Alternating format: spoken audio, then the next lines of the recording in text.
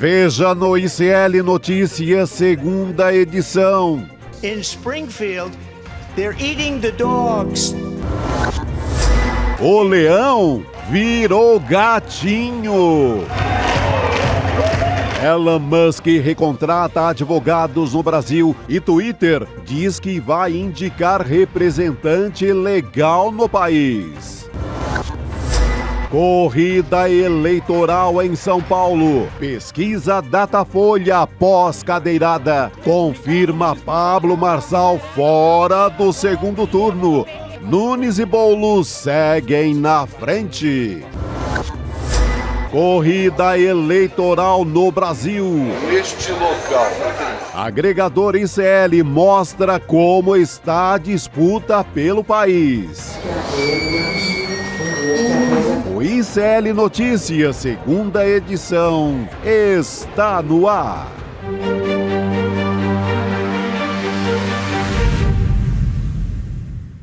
Olá, boa noite, seja muito bem-vindo, seja muito bem-vindo. ICL Notícias, segunda edição, está no ar, ao vivaço, nos canais do Instituto Conhecimento Liberta e Eduardo Moreira no YouTube, também na Pop TV no Rio Grande do Sul. Boa noite para todo mundo que chega aqui.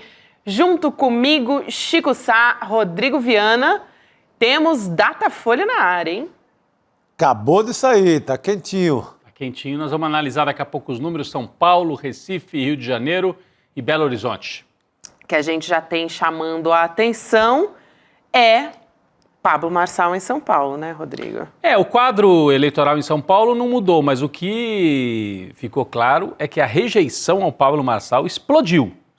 Então, depois da cadeirada, ele é cada vez mais rejeitado. Interessante porque o Datafolha, Chico, diferente da Quest, todos os dias das análises, dessa análise, melhor dizendo, pegou o efeito pós-cadeirada, né? A Quest ainda teve um dia ali que não deu para sentir o efeito do debate. Pegou a radiografia inteira da cadeirada, o Marçal ficou onde estava. Cadeirada também não assustou, né? Não, eu acho que está no jogo, o Marçal está no jogo. Eu também acho. Ele tem esse voto de última hora, ele tem esse voto de surpresa de rede social, está no jogo. Dor de cabeça para o Ricardo Nunes. Eu não dormiria mais até a segunda-feira pós-eleição. Muito bem, esses são alguns números que a gente traz aqui. Também no Rio de Janeiro a gente teve Alexandre Ramagem subindo. A gente vai trazer todos os detalhes a respeito disso daqui a pouquinho.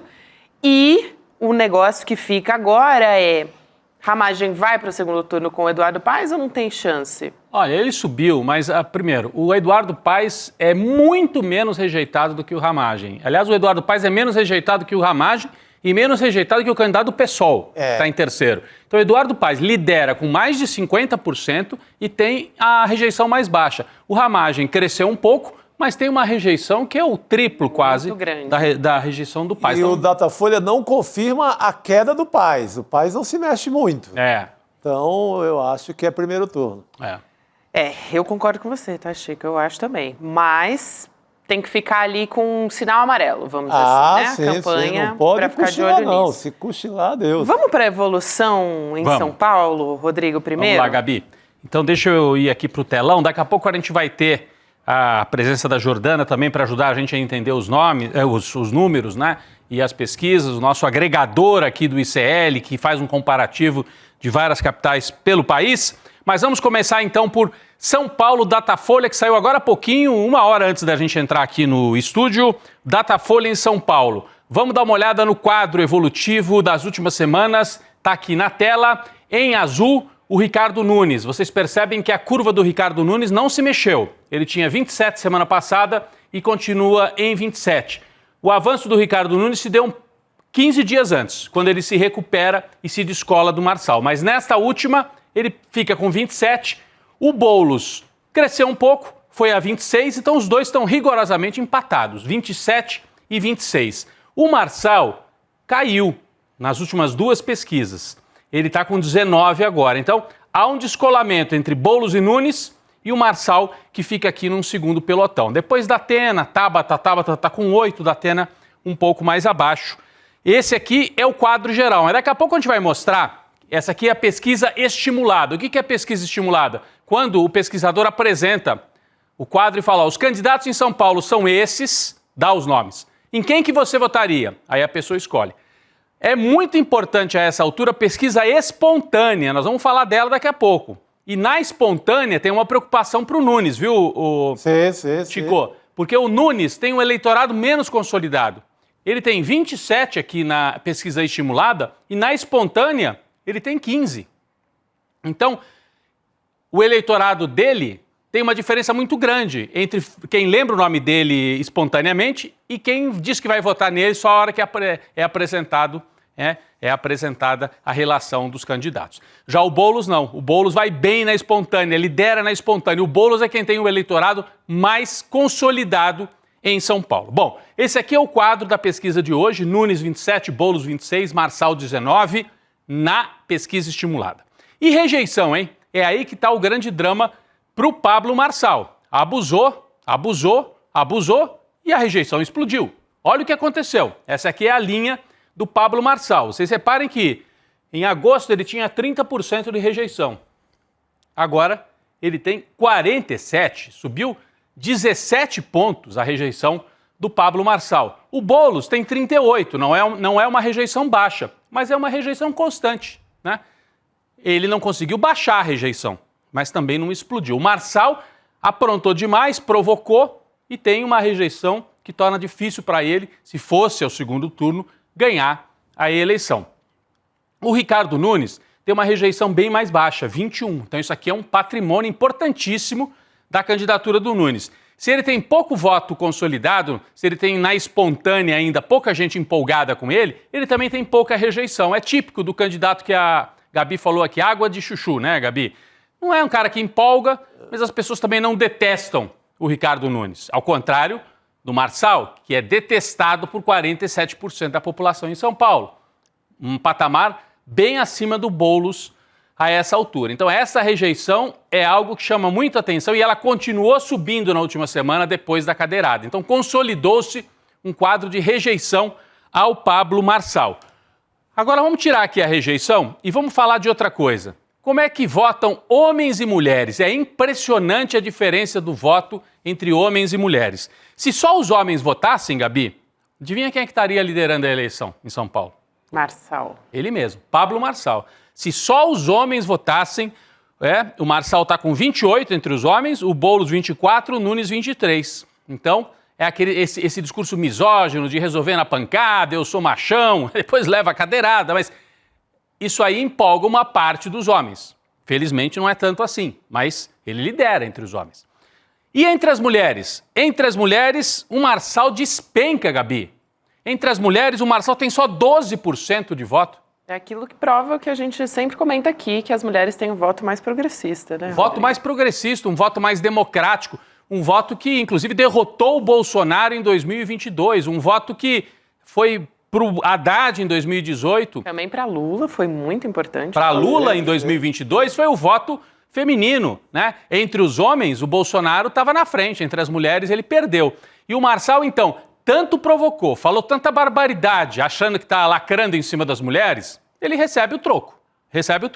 Então, ele poderia ter uma votação mais alta se não fosse essa lacração toda que ele faz, ofendendo as mulheres, né, fazendo afirmações absurdas em muitos momentos. O que ele fez, por exemplo, com a Tabata Amaral na campanha, e o que ele já tinha falado antes da campanha, não é só na campanha eleitoral. Ele tem uma posição realmente misógina, e isso chama atenção. E o recorte por renda? Esse aí é um problema, eu diria, para o Boulos. Por quê? Quem é que lidera entre os mais pobres em São Paulo? Não é o Boulos. E olha, é o eleitorado até 2 salários mínimos. Periferia da Zona Leste, periferia da Zona Sul, né? Fundão da Zona Leste, fundão da Zona Sul. Até 2 salários mínimos. Quem é que lidera? O prefeito atual, Ricardo Nunes, do MDB. É uma região de São Paulo que sempre votou no PT, até nas horas mais difíceis. Sempre. Quando o PT perdeu a eleição, na época, assim, enfim, nas derrotas, é um pedaço da cidade que vota no PT e vota no Lula. E vota em candidatos do PT.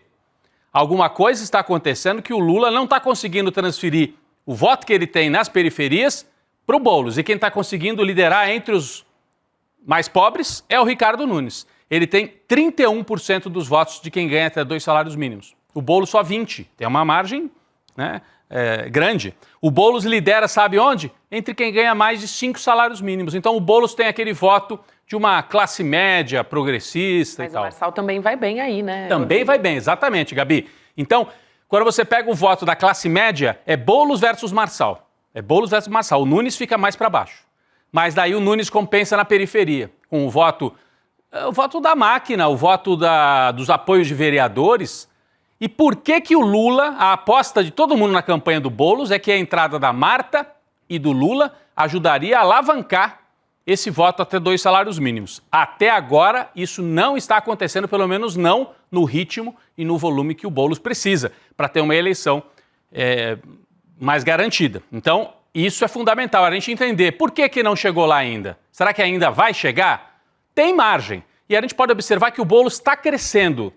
Nessa última pesquisa mesmo, ele cresceu na espontânea e cresceu na pesquisa estimulada. Um pouco, né? Mas está avançando. Mas é um ritmo muito lento. Parece que a máquina do Nunes está conseguindo frear, né? O pessoal vê o Lula, mas a campanha do Boulos não é uma campanha massiva na periferia, não tem tanta máquina partidária, PT e PSOL. Então, o Lula apoia na TV, mas na hora que vai para a rua, a campanha parece que está tímida e não está conseguindo avançar entre esse eleitor até 2 salários mínimos. Nós temos que tentar depois entender melhor isso. Mas tem muito jogo ainda na campanha eleitoral em São Paulo, hein, Chico? Por quê? Porque na pesquisa espontânea, eu quero voltar. O que é espontânea? É quando você não oferece o nome. Você chega no meio da rua ou na casa, acho que a Folha faz na rua mesmo, né? É. E aqui, a intenção de voto espontânea. E fala assim, em quem que o senhor pretende votar? E não dá nenhum nome, né? E não dá nenhum nome. O Boulos tem 23, o Boulos é essa linha vermelha aqui. Então, o Boulos está à frente de Marçal e Nunes. E aí, na espontânea, Marçal e Nunes estão empatadinhos, Chico. E isso aqui é o medo da campanha do Ricardo Nunes. Por quê? Na espontânea, quem está liderando são os indecisos. 28% dizem, não sei em quem que eu vou votar. Isso é muito importante e decisivo, Rodrigo. Importante e perigoso, principalmente para a campanha do Ricardo Nunes, que é um voto menos empolgado, né?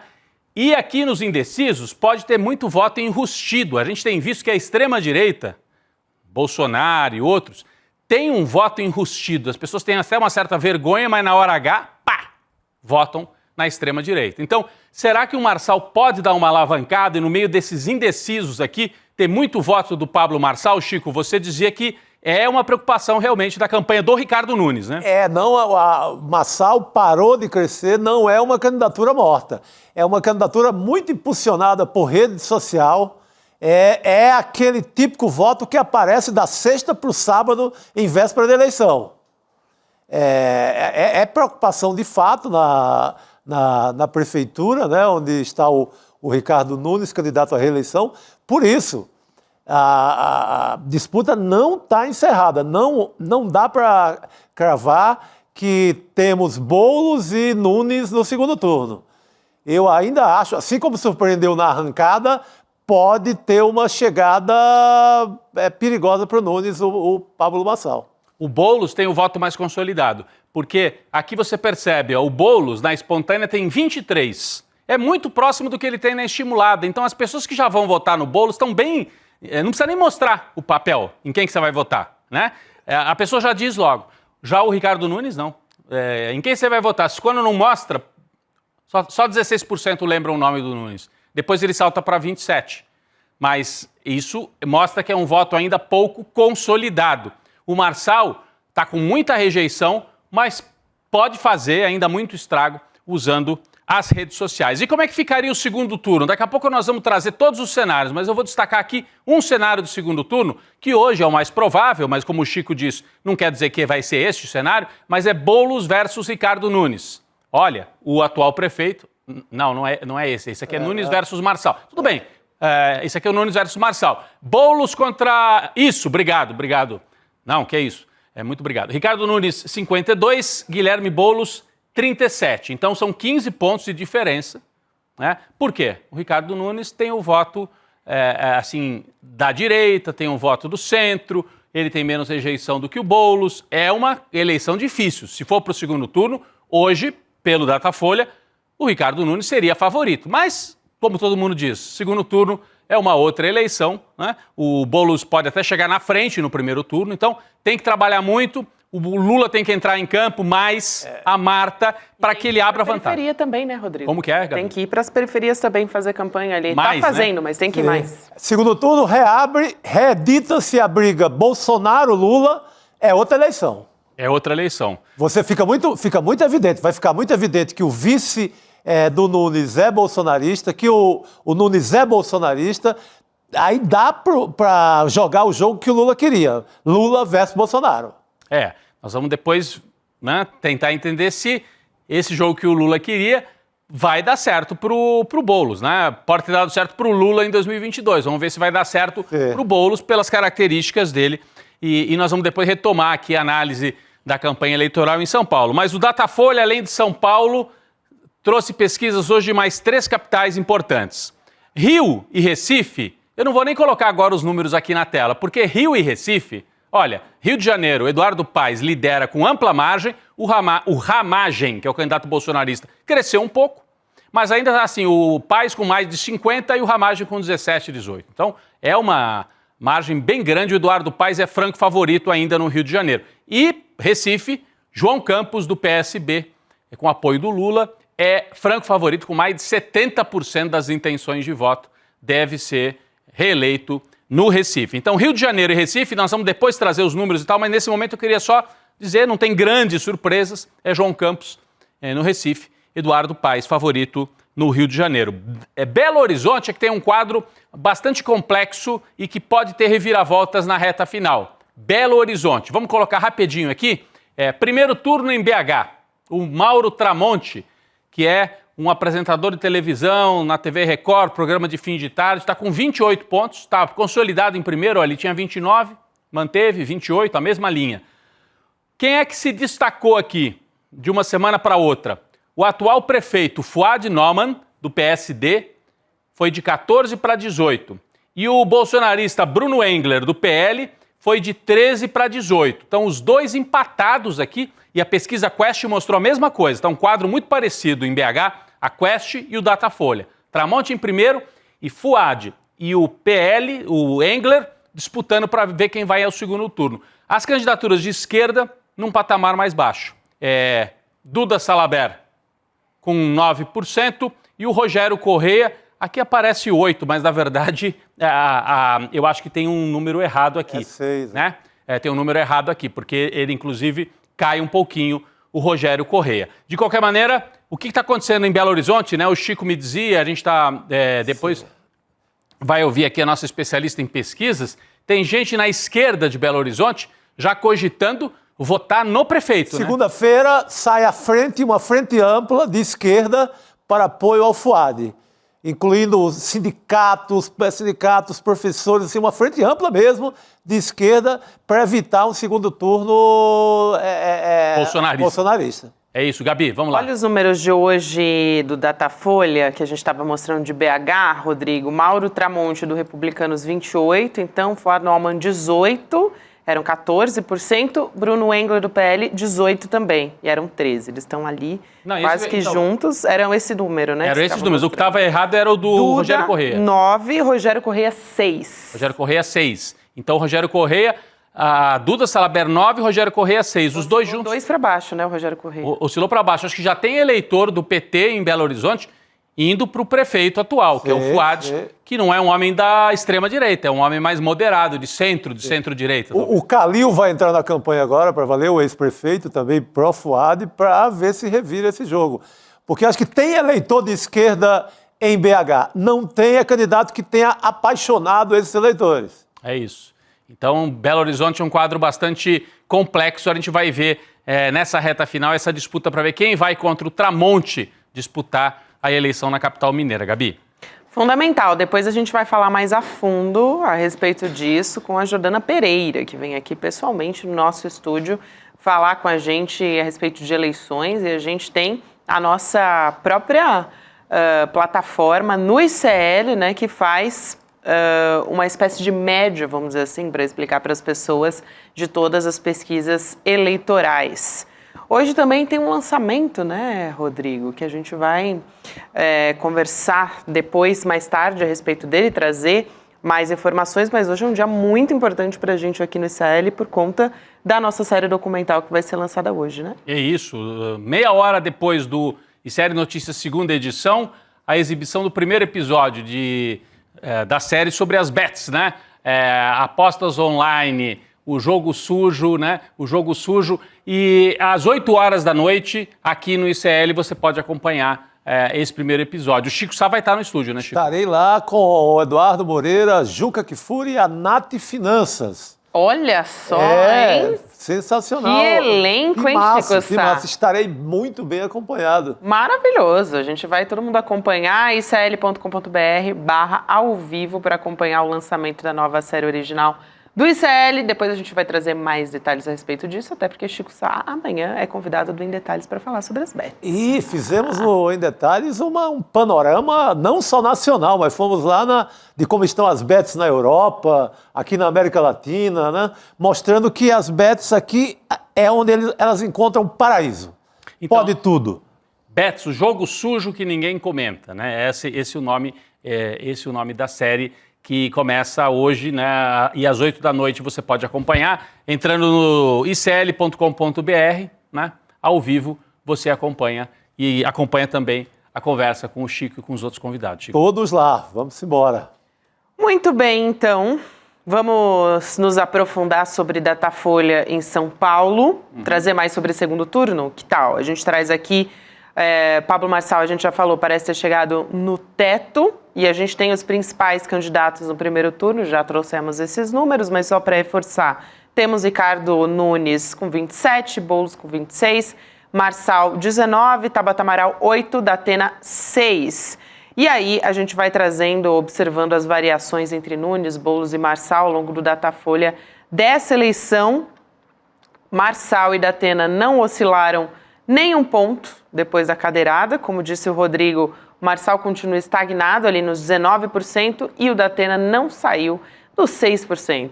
É muito interessante esse movimento diferente da Quest que a gente observou ontem aqui. Ou seja, não perdeu quem bateu, nem perdeu quem apanhou. É isso. Perfeita definição, como sempre, né, Chico Sá? Segundo o Datafolha, é isso, né? E vamos ao segundo turno, então. Começando pela simulação entre Nunes e Boulos, então, intenção de votos em São Paulo no segundo turno.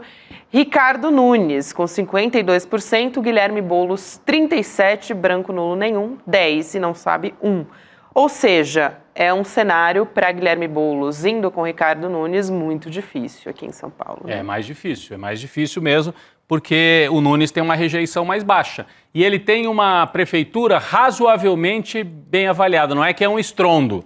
É assim, ele tem mais avaliação positiva do que negativa. Ele tem mais mesmo, é regular. A grande massa diz, é bom ou é ruim? Ah, é regular. Regular. É aquele água de chuchu. Ele deixou todo o orçamento para ser executado agora esse ano, furou a cidade inteira de máquinas e botou asfalto, fazendo igual aquele velho prefeito de interior que faz asfalto em cima da hora no ano da eleição.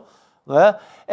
Ele não tem grande invenção, não é uma prefeitura que tenha grandes sacadas, que tenha resolvido problema algum de São Paulo, muito pelo contrário. A saúde é o drama, por isso que o Boulos tem investido muito na questão da saúde. Poupa tempo da saúde, que o Boulos tem falado bastante. Porque é um drama saúde em São Paulo. Isso é o que perturba muito a campanha do Ricardo Nunes.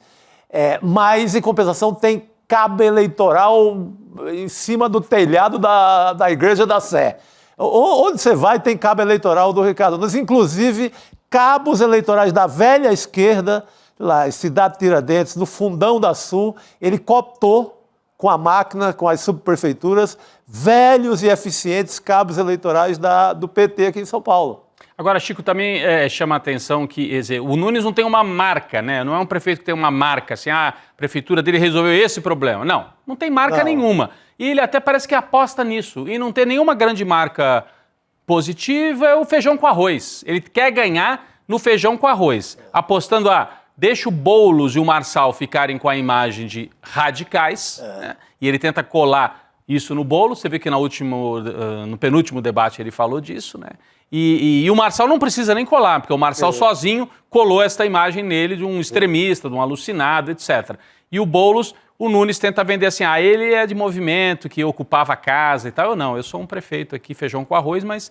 E aí, nisso, ele vai tentar ganhar. E tentar escapar de ser visto como um bolsonarista radical. Que se ele for visto como um bolsonarista, perde voto em São Paulo, né? Então, ele tem vice bolsonarista, mas ele tenta se mostrar como um bolsonarista, mas nem tanto. Então... Agora ele anda fazendo umas manobras arriscadas. Anda. Por exemplo, aquela entrevista com o Paulo Figueiredo, neto do Figueiredo ditador. Atacando o Xandão, né? Atacando o Xandão, atacando o STF, atacando uma instituição. Então, esse papel, para quem quer ficar ali água de chuchu, não combina muito. Essa entrevista é uma vergonha. Ela é imoral do ponto de vista... sou prefeito, tenho um cargo público, aí eu vou contra a Constituição, contra o Supremo. Isso é um papel do golpista bolsonarista raiz. Esse é o tipo da manobra perigosa. Ele está arriscando a vida, está vivendo perigosamente. Só pra gente... Você ia trazer os números do segundo turno também? Não, eu ia trazer o voto bolsonarista, como está absolutamente dividido. Entre os eleitores de Bolsonaro, o prefeito Nunes tem 40% de preferência e o coach tem 41%. Então, o voto bolsonarista de 2022 está rachado exatamente ao meio. E o Nunes não pode deixar esse voto ir para o lado, e muito para o lado do Marçal. Que se for, aí ele não vai ao segundo turno. Basta isso. Basta mover 5, 10 pontos dos bolsonaristas pro lado do Marçal. Que adeus. Adeus pro Nunes. Então, por isso que ele fica andando ali, ó. Ele tem que ajustar, né? Ele tem que se mostrar suficientemente bolsonarista, mas nem tanto para não ficar tão radicalizado. É esse o jogo dele. Né? Só para não deixar de dizer que na intenção de voto de segundo turno tem o cenário Ricardo Nunes e Pablo Marçal, que aí o Nunes fica com 60... né? E Marçal com 25, então é um massacre, como disse o Rodrigo, e mais ainda um cenário entre Boulos e Marçal. A gente tem Boulos 50 e Pablo Marçal com 36, então para Guilherme Boulos essa é a chance dele, vamos dizer assim. Olha lá, tá na tela, ó. Boulos contra Marçal, 50 para o Boulos, 36 para o Marçal. Então aí o Boulos vira favorito. Isso, porque para Boulos é muito difícil ir para o segundo turno com a máquina do Ricardo Nunes. Agora, a gente deu uma boa olhada em São Paulo, vamos trazer também as pesquisas de Rio, BH e Recife. A gente falou um pouquinho de Belo Horizonte já. Vamos primeiro passar pelo Rio de Janeiro. Então, o Eduardo Paes com 59% e o Ramagem subiu, o candidato do Bolsonaro, para 17%. E aí a gente tem um Tarcísio Mota do PSOL 79%. Com um valor aí que não está correto, né? Então, vamos corrigir aqui esses números do Tarcísio Mota.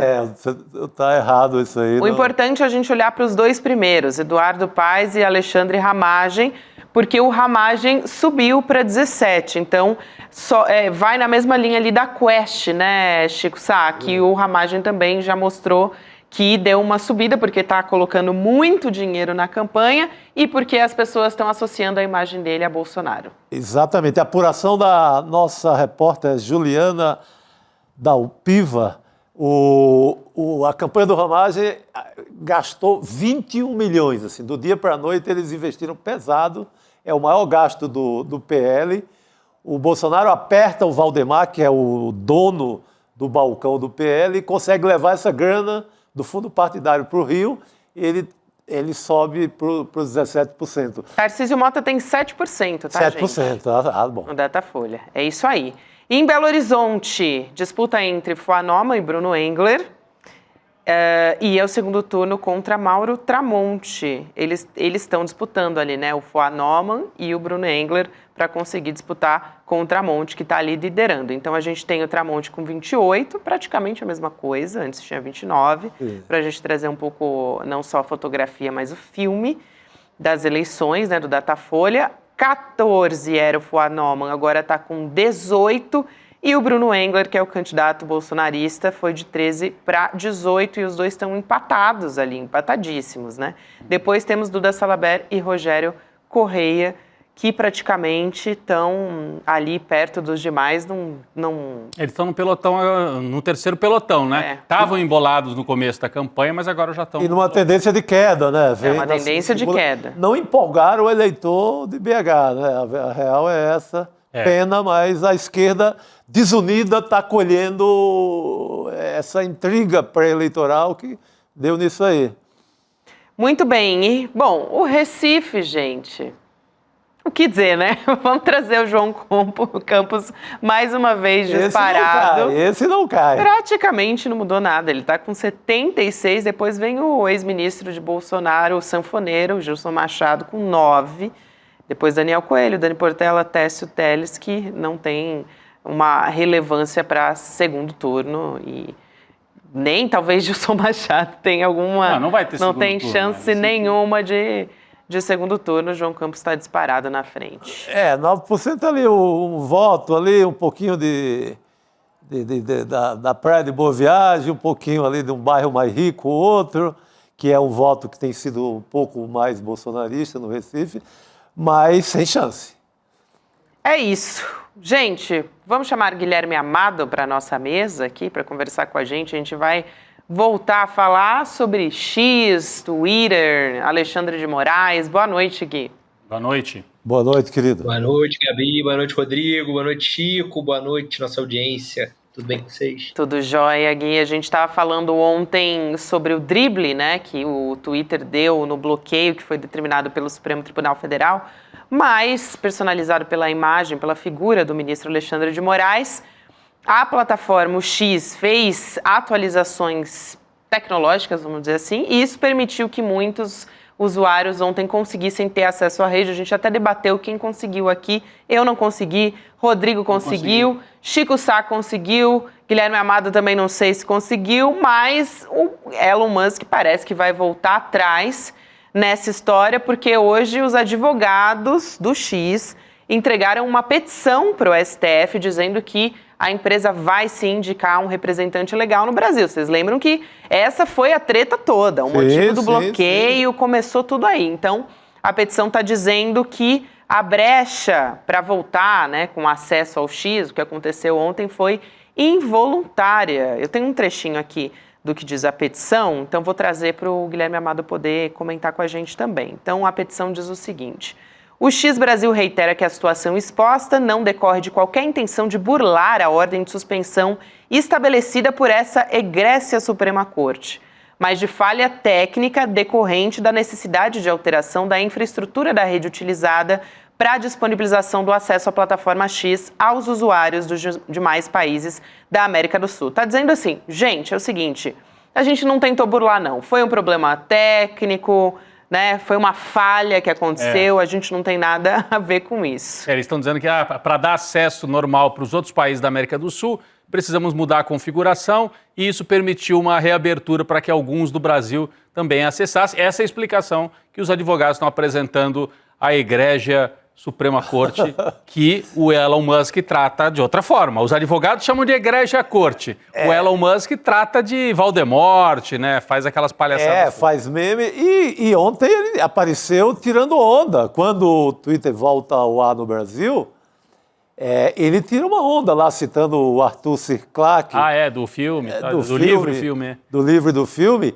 Falando que não há praticamente como distinguir entre fantasia e tecnologia hoje em dia. Pois é. Então, a explicação dos advogados é uma, a dele é outra. Mas seria bom ouvir o Guilherme Amado, então, sobre isso. Guilherme, é uma volta atrás? É o Elon Musk aceitando o jogo do judiciário? Contratou um super escritório de advocacia no Brasil, não é isso? Pois é, Rodrigo. Parece que né? Agora, o que eu acho que não vai mudar são as cotoveladas do Elon Musk no Alexandre de Moraes. E aí, para essas cotoveladas surtirem efeito, ele precisa do X, porque ele perdeu o palco dele. Tudo que ele fala sobre Alexandre de Moraes, sobre Brasil, sobre STF, depende das pessoas que estão com acesso ao Twitter, ao X, mandarem para alguém no Brasil para que seja veiculado pela imprensa aqui. E E é uma dinâmica completamente diferente da dinâmica anterior, que ele postava a hora que ele queria, aquilo viralizava, explodia, a extrema-direita brasileira fazia o carnaval e ele tinha garantido o palco dele. Ele e toda a extrema-direita, que está há quase um mês em abstinência. E eu, sinceramente, eu não sei se eu gosto ou não que as coisas se normalizem. Por um lado, é bom que eles cumpram as ordens do STF, e existem pessoas que dependem do Twitter para além dessa coisa horrorosa que se tornou dominante na plataforma, de uma plataforma tóxica. Tem gente que trabalha com aquilo, tem influenciador e tal. Dessas pessoas eu me compadeço, eu acho que devem estar sentindo falta. Eu, como jornalista político, embora fosse disparada a minha maior rede, muito mais do que todas as outras que eu tô, eu digo o seguinte: não estou sentindo falta nenhuma. Eu acho que o país está melhor sem o Twitter. Sim. Sem dúvida, assim. A extrema-direita perdeu um palco e eles estão perdidinhos. Eu não sei se vocês viram ontem a postura ridícula, não tem outra palavra, do Deltan Dallagnol. Não vi. Felicíssimo. Vejam depois no Instagram, felicíssimo. O Elon Musk conseguiu driblar o Alexandre de Moraes, ele é genial, papapá, assim, uma felicidade. Cara, o cara era procurador da República até outro dia. Assim, um operador do direito, ele não para pensar a loucura que é se descumprir uma decisão da Suprema Corte, enfim. Mas um extremista que perdeu seu palco, né? E que não tem a mesma relevância no Instagram e nas outras redes. E tem um fenômeno interessante, já que você citou, né, esta figura, que eu não quero nem citar novamente o nome, o X começou a tirar do ar as contas que estavam suspensas por ordem judicial. Então, tem talvez seja um outro sinal de que o Elon Musk está recuando, né? Saíram do ar as contas do Alan dos Santos, o bolsonarista, blogueiro, né? Que a gente conhece muito bem, do Paulo Figueiredo, ex-apresentador da Jovem Pan. O que entrevistou o prefeito Ricardo Nunes anteontem, que o Nunes faz, ao meu ver, um erro de cálculo na campanha. Se apresenta lá como um cara atacando o Alexandre de Moraes, loucura. E também do Monark, né, youtuber, enfim, tem alguns perfis aí. Então o X finalmente cumpriu a ordem, que era uma ordem anterior, né, que durante semanas, talvez meses, eles estão se recusando a cumprir, né, que é gente que estava atacando o delegado da Polícia Federal, que estava usando suas redes para promover ódio contra, inclusive, autoridades públicas, né? É isso, né, Gui? E agora o representante legal, o Alexandre de Moraes, determinou que tem que ser indicado em 24 horas. Se não, aí isso me pareceu um pouco estranho, né? E aí, de novo, eu temo que sejam aquelas coisas que o Alexandre de Moraes se perde nos excessos. Ele fala: senão, não vou reconhecer os advogados que forem indicados. Como assim? Então, se eles não indicarem em 24 horas, indicarem em 48, ele não vai reconhecer? Assim, então não vai reconhecer nunca os advogados que o X indicarem? Me pareceu estranha essa parte, eu até pedi ao STF para um esclarecimento para entender exatamente o que ele quis dizer com isso. Porque me parece uma coisa esdrúxula. Se os caras não botarem 24 horas, botarem uma semana e depois ele nunca mais vai reconhecer os advogados do X, assim, me parece estranho, né? Exato. Gente, eu posso trazer mais um aspecto das eleições municipais aqui? Porque tem uma apuração da coluna do Guilherme Amado, né, das pesquisas internas ali da campanha do Pablo Marçal. Elas não constataram, essas pesquisas, efeitos no eleitorado depois da cadeirada no debate, que é interessante justamente porque hoje a gente teve Datafolha, ontem também saiu a Quest. Bate com isso. Pois é, então, sendo o efeito da cadeirada ou não, e o Guilherme Amado vai poder contar pra gente muito melhor, mas as pesquisas têm mostrado realmente o Marçal ali batendo num teto. E até também, e o Marçal também já percebeu isso pelas estratégias que ele está tentando testar, que ele está provocando um cansaço dos eleitores dele, né? Claramente a agressividade dele está gerando uma rejeição que as pessoas estão vendo. Porque tem isso, né? Num primeiro momento, o eleitor que quer votar no macaco Tião da vez, né? no cara que mais represente para ele um voto de protesto, ele se interessa por aquilo e tal. Passado um tempo, primeiro perde a novidade, e o personagem se perde, né? O cara se perde no personagem, que é o que aconteceu com o Marçal. Ele exagerou tanto que ficou completamente... Ficou até chato, mesmo o que se achava, alguém que pudesse achar engraçado no primeiro momento, começa a achar chato. E a pesquisa interna dele, o que chama de tracking, né, que é a medição que toda campanha tem, é uma medição semelhante ao Instituto Verità e coloca ele muito acima de todos os outros institutos, coloca ele com 30%, 32%, liderando com uma folga no primeiro lugar e num segundo turno contra, salvo engano, contra o Guilherme Boulos.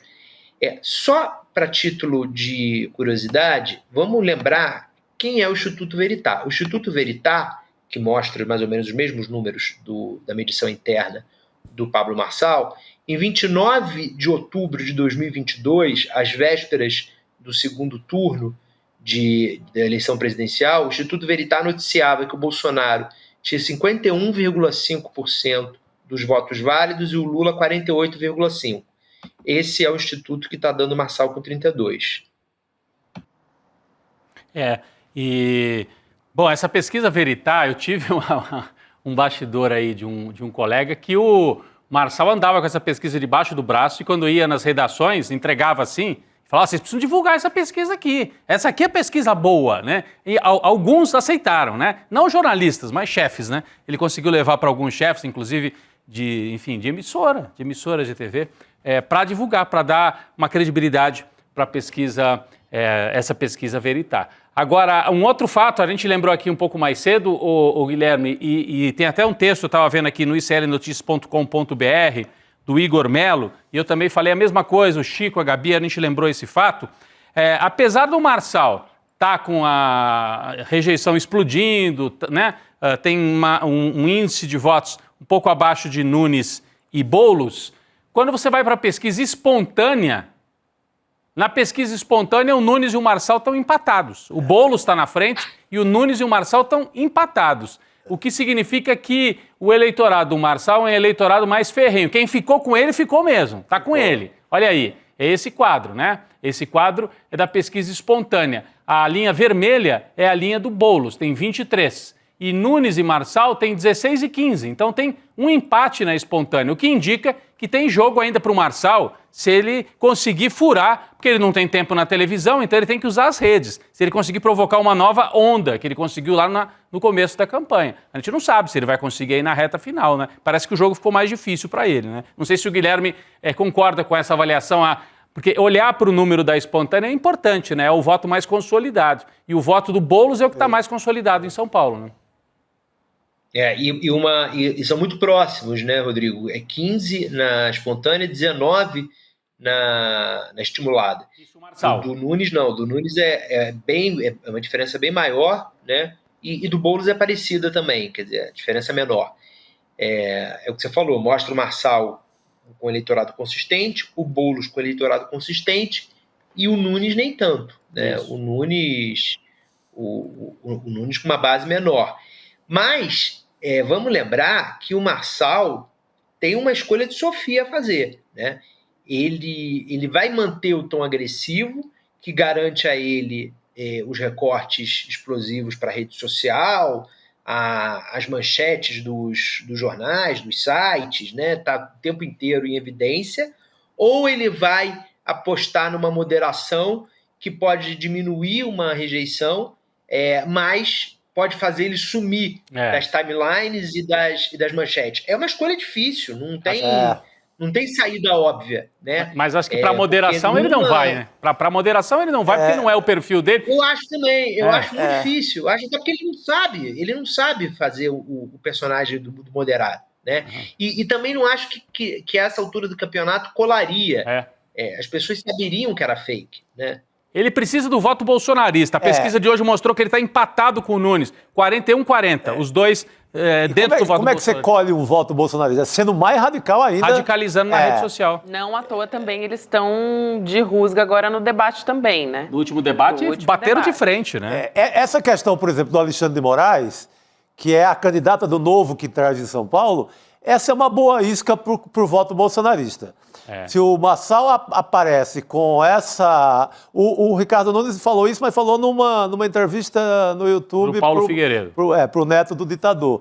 Mas se o Pablo Marçal aparece com essa questão Xandão explícita, eu acho que aí ele colhe o necessário já para colar de vez no Nunes e deixar suspense de Hitchcock para o dia da eleição. É isso. Ele tem uma coisa no Xandão que me disseram que ele ia usar, até agora não usou, contra o Nunes, que é o seguinte: quem botou o Xandão lá foi o Michel Temer, do MDB do Nunes. E ele não usou isso ainda, mas é um argumento. É um argumento. Né? Sim. Ele dizia, olha, não vem agora o Ricardo Nunes querer defender o Xandão se foi o seu partido que colocou ele lá. Exato. E ele intensificar uma coisa contra o Alexandre de Moraes. Eu concordo com a leitura de vocês. Eu acho que talvez seja a única chance dele. Ele se mostrar um bolsonarista raiz que o outro não é. E olha que é fácil ele pegar essa foto. O Michel Temer está todo dia na prefeitura. O Michel Temer tem foto ali com o Ricardo Nunes, tem foto de atividade de campanha, tem foto no sofazão ali no jantar com o Tarcísio. Então, é fácil colar isso. É verdade. Gente, também saiu, importante trazer essa informação aqui, reportagem da Folha de São Paulo, na apuração da jornalista Mariana Zilberkan. Saiu informação sobre o exame do Pablo Marçal depois da cadeirada do Datena. Então, o legista que examinou o Pablo Marçal no IML não encontrou indícios de fratura. A avaliação do exame de corpo de delito, então, é de que houve lesão leve. Esse caso está sendo investigado pela Polícia Civil de São Paulo, porque o Pablo Marçal ele abriu um boletim de ocorrência de lesão corporal. Ele registrou contra o Datena por conta da cadeirada. E agora a gente tem aí o resultado. Ele apareceu também, lembrando, né, no último debate, com a mão toda enfaixada, né? A mão, o dedo todo enfaixado. A gente não sabe ainda no próximo debate, mas com certeza nesse ele apareceu com aquela imagem muito simbólica. Eu achei até moderado. Eu achei que ele ia aparecer meio de múmia, todo enfaixado, sabe? Porque ele alega que foi as costelas, é só a mão, e ele deixou estrategicamente os dedos de fazer o símbolo dele, ele deixou fora daquela atadura, do gesso, sei lá. Então, óbvio que não tinha nada, né? Óbvio que não causou nada, era só alarde para tentar colher algum voto. Não deu certo. Pois é, quero ouvir o Guilherme Amado sobre isso também, enfim... Fato é que o caso vai continuar sendo investigado pela Polícia Civil, né, gente? Mas agora está encerrado, né? Esse caso está encerrado. Assim, o Datena deu a cadeirada, enfim, foi algo chocante, mas não anda mais nada. O que interessa é daqui para frente, eu não sei, Gabi, é daqui para frente se o Marçal tem coelho para tirar da cartola para tentar dar uma alavancada aí, faltando 2, 3 semanas para a eleição, né? Ele fez muito barulho. E tem até uma análise interessante do nosso colega Zé Roberto Toledo, né? Ótimo analista aí de números, de pesquisa, do UOL, né? Dizendo que o Nunes, na verdade, foi ajudado pelo Marçal, apesar de todo o barulho, do receio que ficou no começo da campanha, de que o Marçal poderia atropelar, e parecia que ia atropelar o Nunes, ajudou no sentido de que ficou todo mundo preocupado com o Marçal e o Nunes ficou meio esquecido no canto, não se falou tanto dos podres. Concordo inteiramente. Né? Funcionou até como uma barreira, espécie de barreira. Dos ataques e das denúncias do Boulos contra o Nunes. Virou ali um escudo, um anteparo, não passou para ele. Eu acho que quem mais pode fazer estrago para o Nunes não é nem a campanha do Boulos, é o Marçal. Se o Marçal resolver ir para cima e fazer um monte de vídeo contra o Nunes, essa história de PCC e outros que ele está trazendo, aí sim, isso pode tirar, porque daí ele sangra voto de um lado para o outro diretamente, né? Tira voto do Nunes para ir voto para ele, voto bolsonarista, se ele conseguir levantar a dúvida, esse cara aqui não é confiável, esse cara aqui é ligado a PCC, não sei. E quem pode provocar estrago para o Nunes, subir a rejeição do Nunes, eu acho que é mais o Marçal do que o Boulos. Não é uma operação muito difícil, pensando que ele tem um público-alvo definido pelo atacar, que é o bolsonarismo. Esses 40%. Então ele dedica tempo integral em vídeos, em cortes, em tudo, ao eleitor bolsonarista em São Paulo. Para virar 4, 5 pontos do bolsonarismo. Não precisa muito. Por isso que não está definido nada. E é a maior, lembrando, né, gente? É a maior chance do Guilherme Boulos. Um segundo turno com o Marçal, o Guilherme Boulos ele aparece como favorito. Sim. Então, aliás, assim, é uma vitória mais folgada também, eu acho que mais tranquila do próprio Ricardo Nunes, porque o Ricardo Nunes ia ter, por exemplo, o voto da esquerda no segundo turno.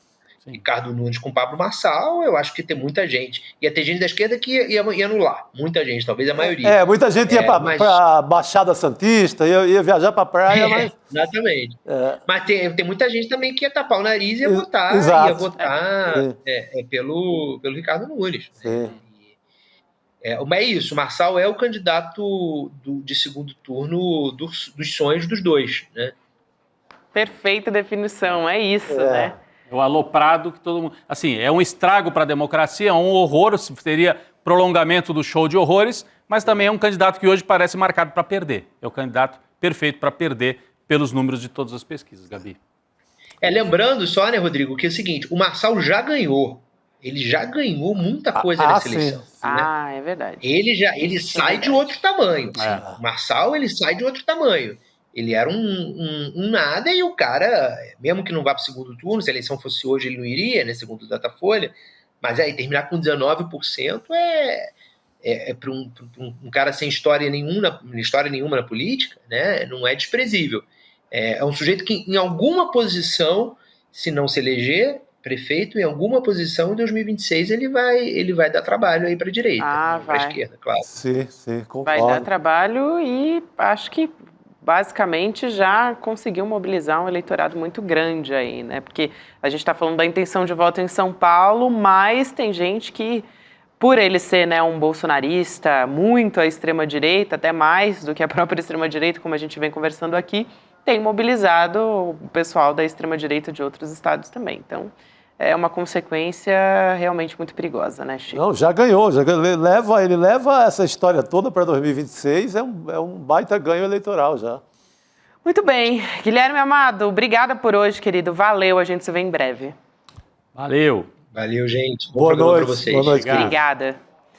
Gente, falando mais uma vez de violência policial contra os Guarani Caiovás, a gente falou a respeito disso no ICL Notícias, primeira edição, no Em Detalhes também. Assunto muito grave aqui no ICL. A gente traz mais notícias a respeito disso. O Conselho Indigenista Missionário publicou uma nota denunciando a violência policial e conivência do governo do Mato Grosso do Sul também. O CIMI está dizendo que a PM matou um jovem indígena de 23 anos. Olha só a gravidade dessa notícia. Nery Ramos da Silva morreu baleado, isso aconteceu durante uma operação da Polícia Militar na terra onde ele morava. Então, ele fazia parte da comunidade indígena Guarani, Caiová, de uma terra indígena na cidade de Antônio João. Ou seja, a situação por lá, o Chico Pinheiro tem acompanhado muito de perto, né, toda essa história. A gente teve uma missão de direitos humanos que foi até lá para acompanhar a situação dos povos Guarani.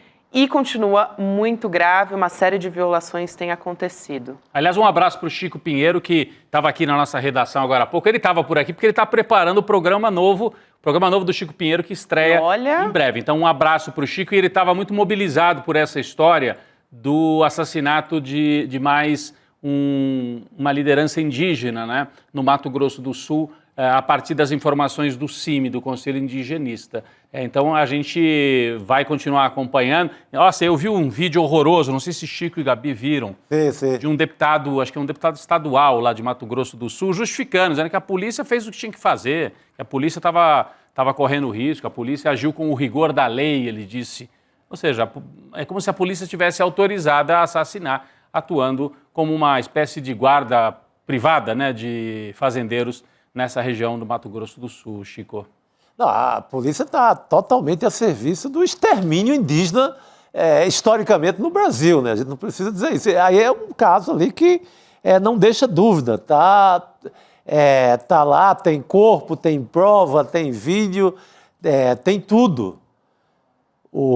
Tem que ser punido, apurado e lembrar, né, que olha, aquelas terras, meu senhor, eram deles, eram dos indígenas. Vocês tentam tomar a força até hoje. Gente, também uma outra notícia aqui que diz respeito a animais silvestres, a crimes ambientais, e por isso sempre é importante. A Polícia Federal fez uma operação contra o tráfico de animais silvestres lá no Rio de Janeiro e eles cumpriram um mandado de busca e apreensão contra um suspeito de ser um dos caçadores de micos-leões dourados, gente, que é um animal em extinção, né? Olha aí ele na sua tela. O mico-leão dourado, né? E um esforço de várias décadas, acompanhei isso quando eu trabalhei no Rio, no fim do século passado, para assim dizer. Havia um grande esforço ali no interior do estado, não estamos falando da capital, né? É no interior do estado do Rio. Isso foi no Cabo Frio, inclusive. Isso foi em Cabo Frio. Mas, assim, o esforço para não permitir o extermínio do mico-leão dourado. Virou um símbolo, né, da batalha ambiental no estado do Rio. E agora a gente caçando o mico-leão dourado. Houve a recuperação, as populações foram recuperadas de mico-leão dourado e agora sendo atacados de novo. E é importante que a Polícia Federal retomando esse papel, né, da área ambiental também. Né? Importante, Rodrigo, porque esse homem também é apontado como fornecedor de animais para um grupo criminoso responsável pelo tráfico internacional. Então, uma rede muito forte, muito grande, continua atuando, né, por ali. A Polícia Federal está em cima disso. Agradecer a Cristina Serra também, que contou essa história para a gente. Nossa querida Cristina Serra, muito que acompanha muito esses temas. Sempre atenta a esses temas. Esses temas ambientais, é isso.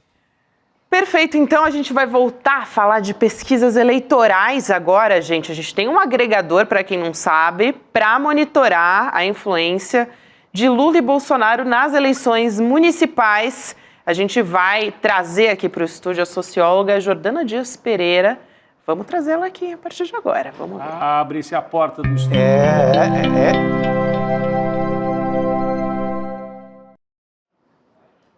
Aí, o nosso agregador de pesquisas do ICL e temos Jordana Pereira aqui com a gente no estúdio. Bem-vinda, querida. Boa noite, tudo bom? A gente tem a cadeira para você, aí você fica à vontade, como você se sentir mais à vontade. Eu vou apresentar primeiro o mapa para a gente ver como que está a evolução nas cidades e depois a gente senta e pode seguir conversando, tá bom? Então, cenário para ver como estão as candidaturas apoiadas por Lula e Bolsonaro. É isso primeiro, né, Jordana? Isso. Então, vamos lá. Então, primeiro aqui a gente vai apresentar, como a gente já sabe das cores, né? As cores em azul são as capitais onde o candidato do Bolsonaro está à frente. Então, das 26 capitais, a gente tem 11 onde o candidato do Bolsonaro está à frente. A cor em vermelha são as capitais onde o candidato do Lula está à frente, são 3 capitais. Em roxo são as capitais onde há empate, né? Então, também 3 capitais. E o verde, que é a maior parte do mapa, né? Como a gente pode ver, são os candidatos independentes. Então, que não tem nem o apoio do Lula, nem o apoio do Bolsonaro, né? Então, a gente está é importante dizer que essas 3 capitais onde o candidato do Lula está à frente, em nenhuma delas é o candidato do PT. Então, em Rio Branco, a gente tem o Tião, que é o candidato do MDB. Em Recife, a gente tem um candidato do PSB, que é João Campos. E no Rio de Janeiro, o candidato do PSD, né, que é o Paes. Os roxinhos, né, os candidatos do Lula, Boulos, aqui em São Paulo, vocês estavam falando bastante sobre isso.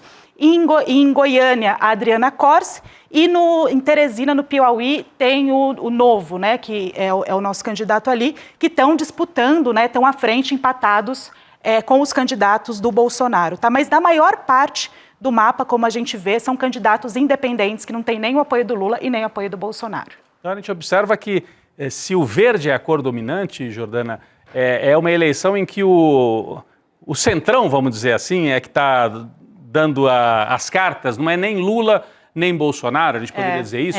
E eu acho que vale a pena a gente já falar, Rodrigo, que dessas 26 capitais onde a disputa está colocada, né, em 11 há possibilidade de encerramento já no primeiro turno.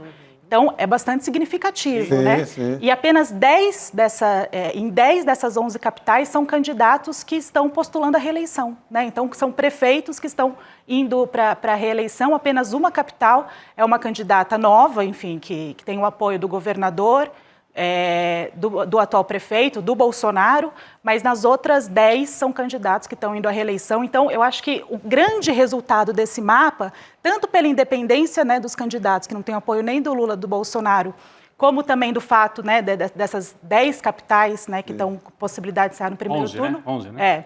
Mas em 10 são a reeleição, tá. né? Mostra o peso da máquina, né, da prefeitura, mostra o peso da TV, né, Os assim, candidatos perfeitos, né? que são elementos que às vezes falam, não é importante máquina, né? Isso, o que importa é rede social, o que importa é a TV, né? Tem em 2018, com a vitória do Bolsonaro, isso foi aventado, né? Mas o que a gente está vendo no mapa que não. Então, essas 11, Jordana, que a gente está falando que podem vencer já no primeiro turno, são todos candidatos, ou em sua maioria, do Centrão? Não. Não. São candidatos que estão concorrendo à reeleição. Que estão concorrendo à reeleição. E quem são eles aí? A gente tem um panorama, 11, assim?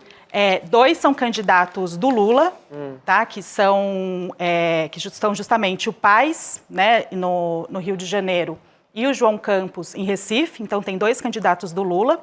Aí a gente tem 5 candidatos que têm o apoio de Bolsonaro e 4 candidatos que são independentes. Então, também, os candidatos independentes têm um peso, né? E também o candidato do Lula está um pouco... os candidatos do Lula estão em desvantagem. É isso que eu queria saber. Mas eu acho muito significativo. Das 26 disputas, né, 11 podem se encerrar no primeiro turno, né? 10 desses são atuais prefeitos, né? Tem a máquina na mão, então, enfim... Eu acho que... Desses atuais prefeitos que podem já ganhar no primeiro turno, você já falou 2 nomes importantes aí, né? Eduardo Paes, no Rio de Janeiro, João Campos, no Recife, né? Eu estava tentando... Salvador também é um caso de reeleição, né? Estou lembrando de capitais, assim, de muito peso, né? Mas várias outras pelo Brasil. E você vê, dos candidatos apoiados pelo Lula, né, que estão bem... Paes e João Campos, muito também por serem prefeitos, né? Por terem uma administração para mostrar, né? Tem vida própria, não depende de Lula, tanto do Lula, né? Sim. Por isso que eu queria te perguntar, Jordana, você não vê o Lula forte na eleição. A economia não chegou na eleição, não vai significar nada, tanto número bom na economia, não vai dizer nada na eleição? Foi lançada a semana passada, ou no começo dessa semana, uma IPEC, né, com avaliação do governo. E mostrou um cenário de bastante estabilidade, né? Então, a despeito das boas notícias que o governo tem, né? Aumento do PIB, voltou a ser nona economia do mundo, aumento de carteira assinada, parece realmente que isso não está reverberando com a intensidade que a parcela do campo progressista esperava. Então, tem esse peso das gestões que está muito forte. E tem umas loucuras, Chico, que a gente estava comentando anteriormente. Por exemplo, como explicar o Sebastião Melo, que está crescendo nas pesquisas, depois de Porto Alegre ter alagado, né? Quase afundou. Naufragado. E tem um outro caso interessante também, que é em Maceió, que é o JHC, né? Que depois, enfim, de tudo que aconteceu, Maceió também afundou. Ele está com 74%. Mas aí tem o Arthur Lira na campanha dele, que é muito mais forte que a ideia, a queda dele para o bolsonarismo. Eu acho que é muito Arthur Lira, muito o caciquismo local mais forte que qualquer outra coisa. Esse que está na tela é o JHC. É o JHC de Maceió. A gente lembra que o ICL acompanhou muito de perto essa questão lá do afundamento da área da Braskem, enfim, todo o drama, né, vivido pela população de Maceió, e parece que não bateu, né? Não sobrou para ele, não sobrou nada para ele. Não sobrou nada. Agora, a Jordana, voltando para o Lula, né? Uma eleição municipal, a gente olhou o quadro ali. Um quadro, o Lula então não sai forte, pelo menos nas capitais não deve sair forte. E quem sai forte, então? Seria o Centrão, os partidos mais de centro-direita? Eu tendo a achar, Rodrigo, que assim, tem que esperar também o segundo turno, né? Porque há a possibilidade dessa vitória no primeiro turno, mas no segundo turno também deve haver uma movimentação, né? Provavelmente vai se dar candidato do Lula, vai ser candidato do Bolsonaro, e aí vai ser uma nova eleição, né? Então, a partir disso, a gente tem que ver como que vai ser a Adriana Corsi em Goiânia, né? Como vai, provavelmente a Maria do Rosário vai para segundo turno com o Sebastião Melo, como que ela vai desempenhar, né? Tem Teresina, então tem algumas outras capitais. Né? Fortaleza, com certeza, que mostrou um desempenho super positivo no último período, né? Com o Evandro, que estava lá atrás das pesquisas, enfim, tem ganhado fôlego, tá? Acho que em segundo... Tá em segundo colocado, né? Atrás ele tende a ir para o segundo turno. Né? Tem lá a disputa Capitão Wagner, o candidato Fernandes. do PDT, né? O candidato do Bolsonaro. Mas, enfim, deve ir para segundo turno. Então, tem candidatos do PT também que estão na disputa. Tem o Luciano Cartacho em João Pessoa também, apesar do Cícero Lucena tá com chance, né, de ganhar no primeiro turno, que é o atual prefeito. O Luciano também está fazendo uma boa campanha. Tem Natal, a Natália, né? Que também está ali com 14%, mas tem crescido nas pesquisas. Então, a gente tem que esperar ainda, né? Falta alguns dias para a eleição, algumas semanas, e ver se esse apoio do Lula, né, vai ser mais efetivo. Eu estava vendo que Juiz de Fora, que é uma prefeitura administrada pelo PT, pela Margarida Salomão, né? Foi uma cidade de médio para grande porte no interior de Minas que o PT conseguiu ganhar naquele momento em que não ganhou capital nenhuma, né? Ela está muito bem nas pesquisas também, deve ser reeleita. É mais um caso em que estar na prefeitura ajuda muito, está impondo, está fazendo uma boa administração. Também por isso que deve ir para a reeleição. E o caso da Adriana Corsi, em Goiânia, que você citou rapidamente, até certo ponto surpreendente, numa capital do Centro-Oeste, onde o agronegócio é tão forte, o estado do Ronaldo Caiado. O que você diria, o que explica a Adriana Corsi do PT disputando assim com grande chance de ir para o segundo turno? A Adriana Corsi, ela é deputada federal hoje, né? Tem uma pauta sobre a segurança pública, que é uma questão importante para o país, e ela também é de família de políticos. Então, o pai dela já foi, se não me engano, prefeito de Goiânia. Sim. Então, tem uma tradição, né, importante. Mas tem outras cidades também que não são capitais, Rodrigo, que a gente tem que ficar de olho. Você citou Juiz de Fora, mas em Minas também tem Contagem, que a Marília também faz uma excelente gestão do PT, com grande chance. Tem Diadema, aqui na região metropolitana, que também é uma gestão do PT, com grande chance, né, de vitória já no primeiro turno também. Tem Mauá, tem Araraquara, enfim. São Carlos também, que é uma cidade universitária, que não tem segundo turno, é um turno só. E o ex-prefeito Newton Lima está em primeiro lugar nas pesquisas também, do PT, ex-reitor da Universidade Federal de São Carlos. Então, no interior paulista tem algumas possibilidades. E em Uberlândia, que também é outra surpresa para mim, pelo menos, que é uma área da pecuária, né, do zebu, né, e a Dandara, né, que é candidata do PT, uma mulher negra, assim, está com um surpreendente, né? Tem uns comentários interessantes aqui no chat, eu queria trazer importante, aqui. Gabi. Porque o Anielo Júnior, ele deu aqui um diagnóstico que é óbvio, mas o óbvio precisa ser dito. Ele foi muito cirúrgico aqui, dizendo as emendas parlamentares controladas, né? O mecanismo de criar monopólio político, o problema do Centrão estar ganhando muito é um só, emenda. Olha, é o melhor comentário, é importantíssimo o que ele está falando. Se pegar, conseguir mapear a história, o destino do orçamento secreto e pegar as pesquisas, você vai encontrar os candidatos muito fortes. O Arthur Lira, os candidatos dele em Alagoas estão todos em primeiro lugar nas suas cidades, incluindo o da capital. E isso aponta para um Congresso, se esse quadro se mantiver assim, é o que você falou, tem que esperar primeiro, segundo turno, né, Jordana? Mas se esse quadro se mantiver assim, não aponta para um fortalecimento desse Congresso? Porque deputado ajuda a eleger prefeito e prefeito depois ajuda a eleger deputado, né? Na próxima, não é isso? Tem isso, né? E os candidatos do Bolsonaro têm algumas cidades que estão desempenhando bem também. Tem o elemento Bolsonaro, mas tem o elemento que o PL tem 99 deputados, né, gente? Num cenário em que essas emendas PIX tem um quarto, né? As emenda PIX, enfim, tem um quarto do orçamento da União. Quanto esses caras estão colocando nos seus territórios, né? Muita grana. Então, eu acho que olhando para o mapa, um dos resultados é esse, é o peso do orçamento, é o peso da articulação parlamentar, é o peso do fisiologismo, né, que está se fazendo. E a questão territorial também, né? obviamente, o debate, né, sobre as cidades também tem peso, mas eu acho que isso está pesando muito, né? Assim, a máquina, né? É máquina municipal, mas a máquina das emendas também, né? Que o nosso internauta aqui apontou muito. Anielo Júnior, né? Anielo, Também falou da despolitização. Ele fez muitos comentários aqui no nosso chat, trazendo uma discussão num nível bem elevado aqui. O Patrício Calata também falou de Porto Alegre. Ele falou, eu sou do Rio Grande do Sul e a rejeição à Maria do Rosário é muito grande aqui. E algumas pessoas também do Rio Grande do Sul concordaram com ele, dizendo que isso deveria ter sido levado em consideração também. Mas na outra campanha, a Manuela também sofreu horrores com fake news. Violência política fortíssima. E aquela história que espalharam, que né, até o Melo fez campanha falando se a esquerda ganhar, vão ter que comer carne de cachorro em Porto Alegre. Ele antecipou o discurso do Trump, o Melo.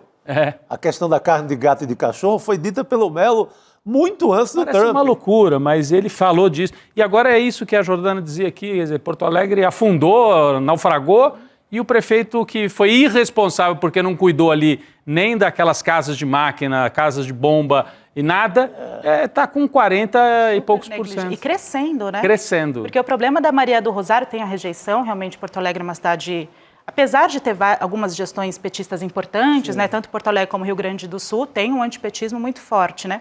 Mas a Maria do Rosário, o que impactou na Quest de ontem é que ela perdeu, né? Ela perdeu acho que 6 pontos percentuais. Ela reduziu. Ela caiu e foi tudo, muito provavelmente, para Juliana Brizola, A Juliana né? Brizola subiu, então... Ela subiu esses 6, acho que a Maria do Rosário caiu 7, a Juliana Brizola cresceu 6. Então é um voto de esquerda ou de centro-esquerda? Mas também, assim, a questão do orçamento, do peso da máquina, né? O PDT está colocando muita força em Porto Alegre, né? Eles estão com muito recurso ali na cidade. É uma capital importante para eles, né? Então, tem esse elemento aí dos recursos, né? Um elemento muito material, né? Que tem tido peso também. Que prova também que não foi eficiente, como a gente imaginava, a política feita muito através do ministro Pimenta na ideia de recuperação do Rio Grande do Sul. Não apareceu a cara do governo federal nessas ações. Embora a gente saiba, fez muita coisa, a política de reconstrução de casas, que o Melo consegue boicotar, inclusive não alistando as pessoas para receberem as casas. Então, deu alguma coisa ruim também nessa política, não deu certo essa política do governo federal nas ações de reconstrução do Rio Grande do Sul. Fez, mas talvez não tenha conseguido comunicar de forma que a população entendesse como coisas de Brasília, coisas do governo Lula. Eu ia só trazer os números lá de Porto Alegre, de ontem, da Quest. O Sebastião Melo está com 41, a Maria do Rosário 24, ela tinha 31 e caiu para 24, e a Juliana Brizola foi de 11 para 17. Então a Juliana Brizola se aproximou bastante da Maria do Rosário. Se essas curvas se mantiverem, tem uma chance da Juliana Brizola ultrapassar a Maria do Rosário nessa disputa ainda no primeiro turno. Interessante isso, né? A Maria do Rosário perdeu 7 e ela subiu 6, né? Então, num movimento meio que claro de transferência de voto, né? Realmente... Como se dissesse, quem é contra o Melo está buscando uma outra alternativa que não seja necessariamente a Maria do Rosário. A Maria do Rosário não está conseguindo encarnar essa revolta contra o Melo. A revolta de quem foi muito prejudicado durante a enchente, ela não está conseguindo capitalizar isso. Agora, posso chamar a atenção para uma questão também? Por isso que o nosso agregador é tão bacana, porque o agregador, ele justamente junta, né, um monte de pesquisa para a gente conseguir tirar uma média dos institutos. É mais complexo que isso, mas é isso, né? Junta todas as pesquisas e tira uma média, então a gente tem uma visão mais geral.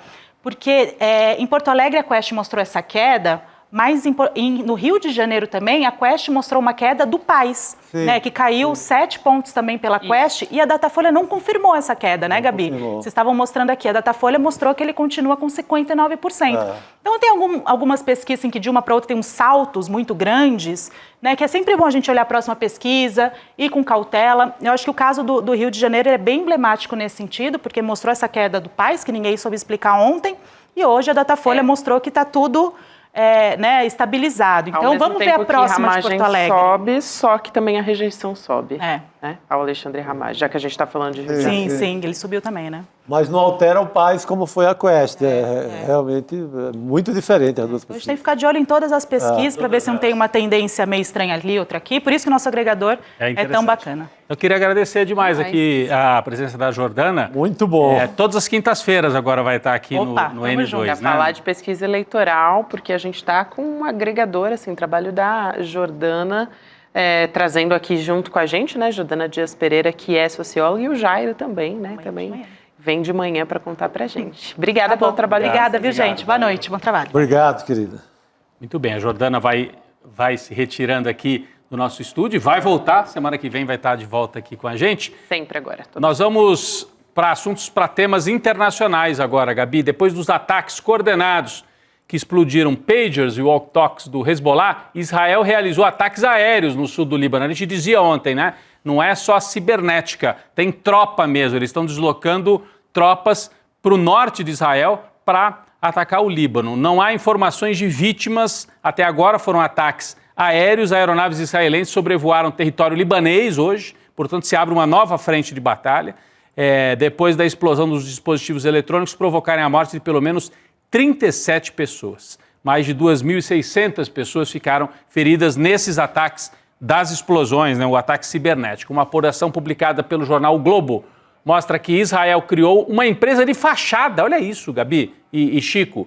Israel criou uma empresa de fachada para vender pagers e walkie-talkies para o Hezbollah. O Hezbollah achou que estava comprando uma empresa e, na verdade, do serviço de inteligência israelense. Essa ação de Israel hoje confirma o que Israel não confirmou até agora, né? Porque eles não se pronunciaram, tanto depois da explosão dos pagers, como também dos walkie-talkies. Mas agora a gente tem praticamente a confirmação, né, Rodrigo? É claro. Mas isso é tão mirabolante que parece teoria da conspiração, né? Parece. Nunca mais, assim, quando alguém chegar para você e falar, isso é teoria da conspiração, a gente pode falar, e essa história de Israel aqui? Você se infiltra, cria uma firma lá qualquer e vai fabricar o que vai fornecer para teu inimigo. É uma espécie de cavalo de Troia, né? Porque dentro, né, é o princípio do cavalo de Troia, né? Quer dizer, dentro dos componentes que iam para o walkie-talkie e para o pager, lá dentro poderia haver explosivos, que daí os israelenses tinham a capacidade de fazer aquele explosivo aquecer e provocar isso que nós estamos vendo aí na tela. Explosões, mortes. Isso se chama terrorismo. Sim. Quando são povos, enfim, de resistência ali palestinos, a imprensa brasileira fala terroristas palestinos. Então, por que a gente não diz aqui o governo terrorista israelense atacou a população civil no Líbano com ataques indiscriminados, atacaram crianças, olha aí, no mercado, as pessoas andando. Então são ataques indiscriminados, feitos de maneira muito engenhosa e que anunciam o início de uma nova fase da guerra que vai levar as tropas israelenses, parece, ali também para a área do Líbano, Gabi. Só completando aqui, essa apuração dos jornalistas Shira Frankel, Ronen Bergman e Huaida Saad, que afirmam que os israelenses se passaram, né, por essa empresa húngara que fabricaria então esses dispositivos em nome de uma outra empresa de Taiwan. Ou seja, a empresa húngara vendeu componente para Taiwan, Taiwan revendeu de volta para o Hezbollah e o Hezbollah achou que estava comprando pager para que os israelenses não monitorassem o celular e estava comprando um pager e dentro vinha o cavalo de Troia. Justamente era uma medida de segurança ali do Hezbollah, né? Meu Deus do céu, olha, é muita conspiração, meu Deus do céu. E tem uma outra novidade também, gente, a respeito daquela história das fake news dos Estados Unidos, né? A campanha eleitoral dos Estados Unidos também, no último debate, deu um show na checagem de notícias falsas, desmentiu Donald Trump ao vivo. E uma dessa história, uma dessas que se discutiu no debate, encontraram aquela gata desaparecida que deu origem às fake news sobre haitianos comendo animais de estimação nos Estados Unidos. Vocês lembram dessa história, né? Até o Trump falou disso, né? Pois é, então, até por isso que eu citei o debate, né? Porque essa mentira virou piada, ela foi usada pelo Donald Trump contra a Kamala Harris no debate. E um repórter do Wall Street Journal foi atrás, conseguiu, olha só, o contato da dona da gata e disse à dona da gata que encontrou a gatinha no porão da casa dela dias depois de ter alertado para o desaparecimento. Ela alertou num grupo do Facebook, ela falou, gente, minha gata sumiu e tudo mais. E a reportagem diz que essa mulher, que é apoiadora do Donald Trump, tá? Do republicano, ela pediu desculpa para os vizinhos, que são haitianos. Ou seja, se que espalhou toda a essa notícia teoria da de que eles conspiração. tinham roubado o gato para comer. Isso, Em exatamente. Springfield, Ohio. Né? E aí o Trump pega essa história e cita no debate. E virou até meme, um meme sonoro, Virou sonorizado, meme. né? Vamos ver melhor esse meme que foi produzido? favor. É engraçado. Chico, a gente já passa para você também. É trágico, mas é engraçado. In Springfield, they're eating the dogs. They're eating the cats. They're eating the pets of the people that live there. They're eating the dogs. They're eating the cats. They're eating the pets of the people that live there. Que gênio. Minha filha adora esse meme, porque essa música pegou com ela. porque ela- Gruda, né? They're eating the loucura. dogs. They're eating the dog. Mas é uma Very crueldade, né? bad. Começa com uma fake news baseada em racismo, né? Puro.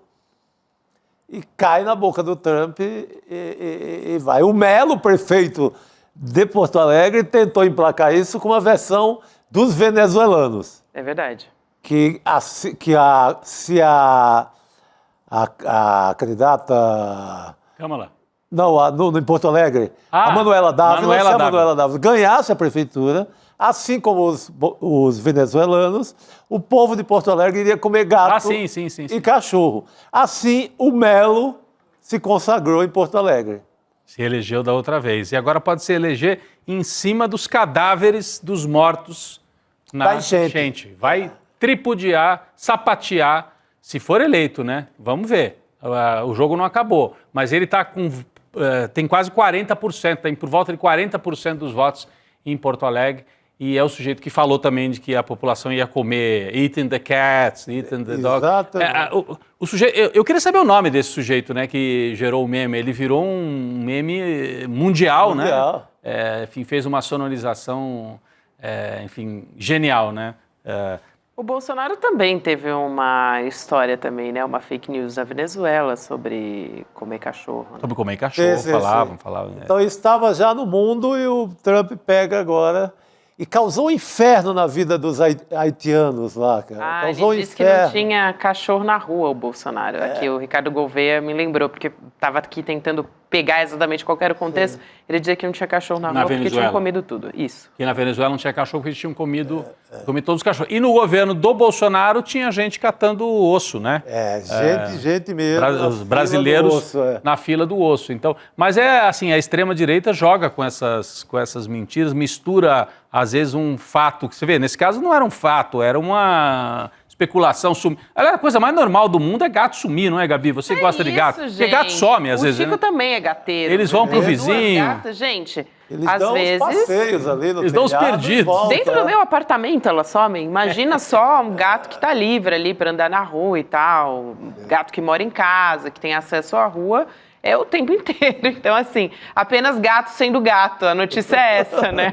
A respeito dessa fake news que o Trump usou, o gato estava sendo só gato. Exatamente. E numa casa, gato some mesmo, gente. É isso. Gente, vamos falar também sobre as bets. Tem notícia a respeito disso. Todo dia a gente está trazendo isso não novidades, para né? mais, A respeito então, das bets. grande Ele assunto. foi muito pioneiro. Eu conversava com o Chico Sá, hoje gravando Em Detalhes, né, que vai para o ar amanhã. E a gente falava sobre como o ICL foi pioneiro justamente nessa percepção, né, da gravidade de tudo que está acontecendo. 15 entidades empresariais que representam o varejo divulgaram um manifesto alertando para os riscos associados às bets. Então, nesse documento, eles estão enfatizando que as bets deveriam estar sob regulação maior e pagar também mais impostos, mais tributos por causa por causa do vício, né, ligado ao jogo de azar, o Chico. Sim, elas vão ser cobradas em apenas 12%. 12% Aqui no Brasil. Né? aqui no Brasil a partir do dia 1º de janeiro, já reguladas. Cada uma que for aprovada também paga 30 milhões, como fosse uma espécie de licença, mas é pouco. Se você pensar que A Austrália vai chegar perto dos 30%. Nosso vizinho Colômbia, que foi o primeiro país da América Latina a regular as bets, 17%. Então, você tem, na maioria dos países que regularam, imposto uma taxa muito, muito em cima, muito mais acima do que isso. Além do que é mais importante, você tem, a França proibiu qualquer jogador de futebol, viu, Rodrigo? Ou qualquer clube, até não pode ter nenhuma aquela fitinha falando de bet. Proibiu? Tirou, não pode. Nenhum jogador de futebol pode falar, o cara está envolvido, como é que o cara pode estar com bet na camisa? Ainda mais aproveitando de uma paixão, né, que é o futebol, para levar adolescentes, levar até criança para jogatina. Então lá foi banido. A Liga Espanhola vai fazer o mesmo, assim, vai limpar tudo. A inglesa também.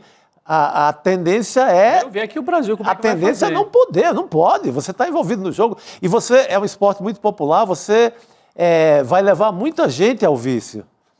O certo, e eu acho que vai acabar acontecendo, mas vamos demorar, porque agora que a gente vai experimentar a bet regulada a partir de janeiro, é tratar como bebida ou cigarro. Exato.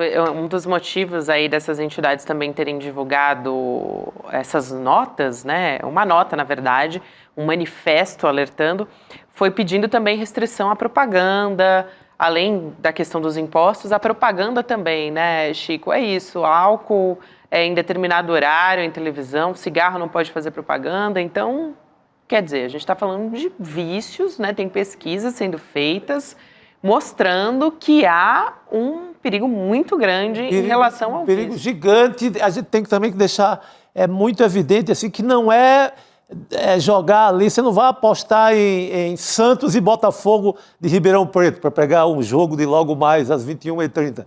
Você não está apostando só nisso. Quando o adolescente entra lá, quando uma pessoa entra lá, ela tem roleta escrito, ela tem cassino, ela tem todos os jogos da mesma natureza do Tigrinho, lá, legalizado, aberto, é um cassino aberto. A MGM, que é dona do maior cassino de Las Vegas, vai se associar à Rede Globo de televisão aqui no Brasil. Hoje eu li uma matéria com o pessoal, a matéria da Exame, a matéria nacional da Exame, os executivos, os altos executivos da MGM, dizendo que foi uma aliança, que essa vai ser uma aliança histórica, se associar no Brasil com a Globo para explorar jogos de azar. Sim. Não é Flamengo e Corinthians, gente, não é só isso. Que você sabe quanto vai perder. Se você aposta no Corinthians, você sabe quanto vai perder, quanto pode ganhar. Esse é um tipo de jogo. O outro jogo é roleta, é tigrinho e etc. É um aleatório que você não sabe como é que é feito. Aí é para tirar pão de mesa de trabalhador pobre no Brasil. É isso. Ô Chico, e eu quero saber de você, a gente vai fazer o lançamento já da nova série do ICL, exclusiva, Bets, o jogo sujo, que ninguém comenta. Chico Sá vai fazer parte aqui do nosso evento, porque não é só o primeiro episódio, gente. Vai ter uma conversa de altíssimo nível com convidados especialíssimos, incluindo o nosso Chico Sá. Teremos o Juca Kfouri. Olha só. Juca Kfouri acompanha o esporte no Brasil e estava editando ou apurando grandes casos como a máfia da loteria no Brasil. Então, é alguém que tem uma linha histórica de como o esporte pode ser manipulado por algumas questões. Já tivemos escândalo aqui com manipulação de jogos, principalmente no estado de Goiás. Então, e a Nath Finanças, que entende tudo de economia popular, que é mestra em falar de economia popular, né? Sem se falar no Eduardo Moreira, que comanda todo esse time. Vai ser agora, 8 horas da noite. Então, daqui a pouquinho, né? Tudo online, tudo gratuito. A nova produção que vai trazer à tona, Chico, dá para dar um spoiler? Os bastidores aí de como essas plataformas estão agindo, tem denúncias em relação à corrupção, a como as famílias estão vulneráveis, enfim, tudo isso que a gente estava conversando aqui agora, que você falou sobre o Brasil não ter um imposto razoável em comparação a outros países, inclusive da América Latina, né? Então, tudo isso vai estar nessa mesa de discussão, né? Vai estar nessa discussão nossa e vai estar no documentário, né, na série. Acho que a grande coisa para chamar a atenção no momento é que não é brincadeira, virou epidemia nacional. É uma doença no momento, não é uma questão moral, sabe? Que eles são moralistas, estão falando contra as betas. Não, é uma doença que tira dinheiro do orçamento de gente que não tem para educação, não tem para saúde, não tem para comida. É isso, gente. Então, a partir de agora, começa a contagem regressiva.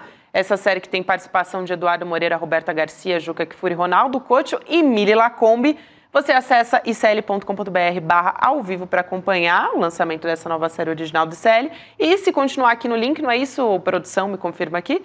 Se continuar, é isso mesmo. Aqui neste link, você espera um pouquinho, vai tomar um café, vai fazer sua jantinha rapidinho e volta para cá às 8 horas. Em ponto, a gente começa a nossa sessão de cinema e discussão e debate. Com Chico Sá incluso. É isso. E a gente tem também... Nos vemos daqui a pouco. Roberta Garcia no prêmio mais admirado dos jornalistas negros e negras da imprensa brasileira. Antes de encerrar, então, ainda dá tempo de votar na Robertinha Garcia. Temos na Roberta. Segunda edição do prêmio, hein? Dos mais admirados. Então, para votar, você acessa icl.com.br/Roberta. E aqui vamos indo embora, Chico Sá, Rodrigo Viana e a todos que nos acompanham, boa noite. Até amanhã. Fica a contagem regressiva para a nossa programação aí sobre as betas. Fica com a gente. Hoje, turma, chegou o grande dia do lançamento da nossa série documental Bets, o jogo sujo que ninguém comenta. E é isso aí, ninguém comenta isso, só o ICL tem a coragem e pode fazer isso, porque não recebe dinheiro dessa turma. Se vocês já estão inscritos para assistir hoje à noite, fica atento que 1 hora antes vai chegar no e-mail de vocês e no grupo de WhatsApp, se vocês estiverem inscritos no grupo de WhatsApp, o link para vocês poderem assistir a exibição hoje à noite. Se vocês não estão inscritos, clica no link aqui embaixo que dá tempo ainda. E à noite a gente se vê.